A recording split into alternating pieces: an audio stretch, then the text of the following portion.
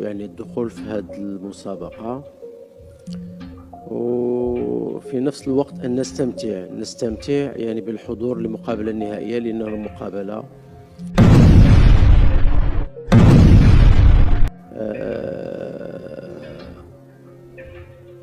مهمة جدا. واللقب كان ممكن أن يكون يعني أول لقب يعني في تاريخ الكرة الأردنية، وبالتالي يعني بدون ضغط يعني وبدون يعني مسؤولية أكبر. يجب على اللاعبين وعلى المجموعة كلها أن تستمتع وأن تقدم يعني مستوى جيد إن شاء الله.